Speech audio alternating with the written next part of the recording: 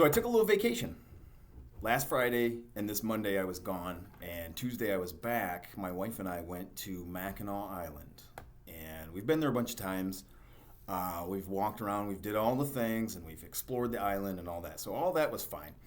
But we stayed at a hotel up there that we've never stayed at. It was called the Grand Hotel, and if you've been to Mackinac Island, everybody talks about the Grand Hotel. It's the big, beautiful White House looking fancy hotel, and everybody's so fancy and everybody's so yeah. Anyway, not necessarily my crowd, but there was a theater group putting on a murder mystery there this weekend, and it was like a live action game of Clue, if you know what that is. Maybe you don't, but it's you got to solve who did the crime and how they did it and what all that. Anyway, I say all this to tell you that I felt really out of place this weekend, like really out of place. And even though I dress like this on a daily basis, like when I'm not here, and remind you, I don't live here. Might seem like it sometimes. But anyway, when I'm not here, I like to dress down. I like to dress comfortable. But all weekend I had to be like fancy pants, like suits and all that stuff, because that's what you wear at this hotel. And it was interesting to me because all weekend I thought about you guys. I thought about my own situation, thought about you guys, I thought about a friend of mine who we've had this conversation as well, and it was interesting to me because I felt out of place, but I paid the same money that those people paid to have the same experience and stay in the same hotel. I had every right to be there just as much as the people who I thought were looking at me going, I don't think this dude belongs. Like, you got to get out of here, man. This isn't you don't belong here. Does that ever happen to you guys? Do you ever go into a place or are you ever in a crowd and you just have this feeling like they don't want me here, they don't like me? That happens to me in literally every room I walk into. Everywhere I go, all the time. And as soon as I open my mouth, I assume that everybody who is within earshot is going, ugh, this dude, like, God, buddy, fine, shut up.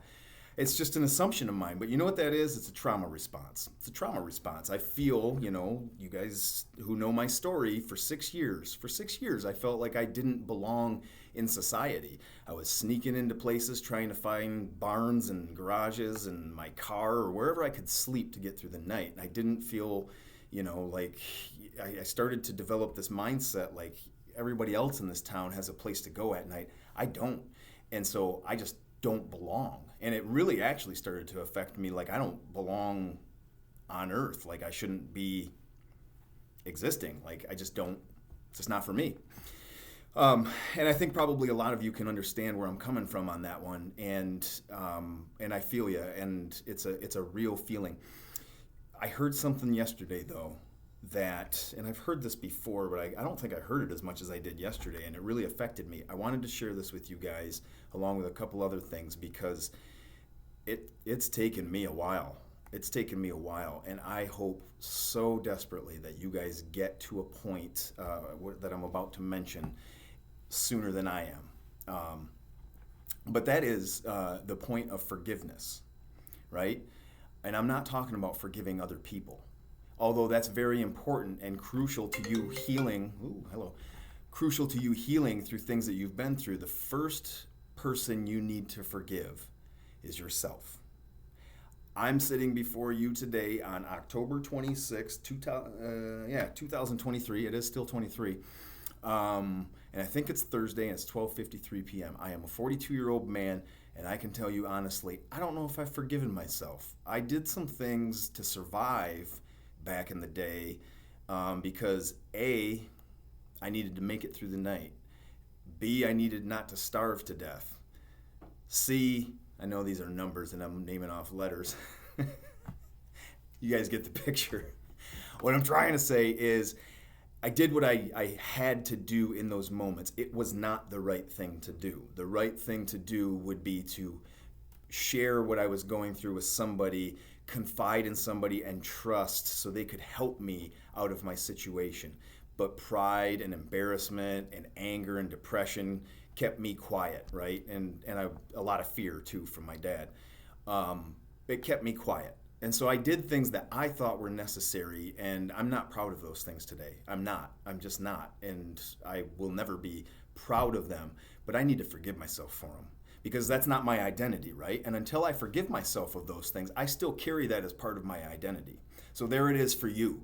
You have to forgive yourself. You have to understand the first person you need to forgive is yourself. And then we can work on everything else.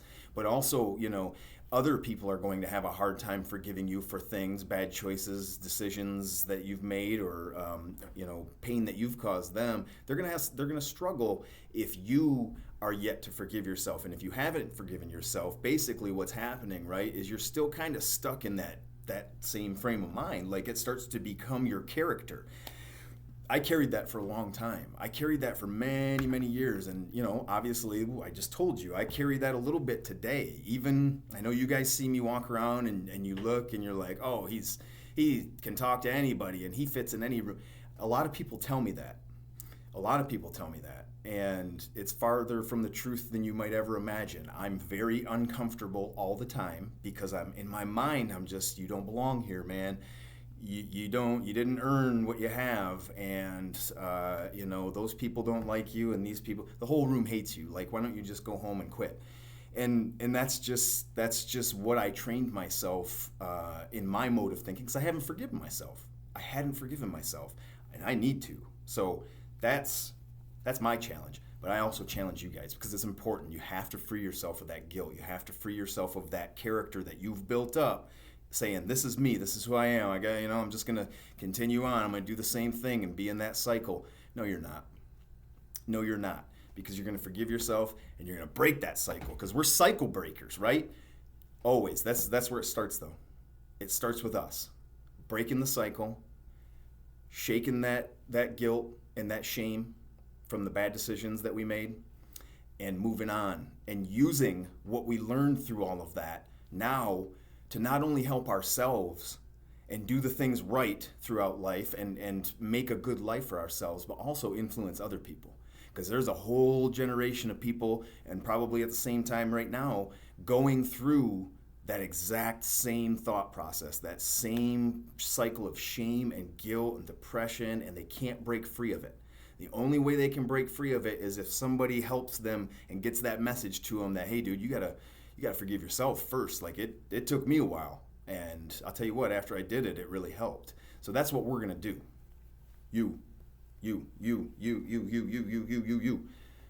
and me. We're gonna do it together. We're gonna forgive ourselves, and that's where we start, right? That's where we break the cycle. That's the very first step. We gotta forgive ourselves. So here we go. Ready? 1, 2, 3. Break that cycle.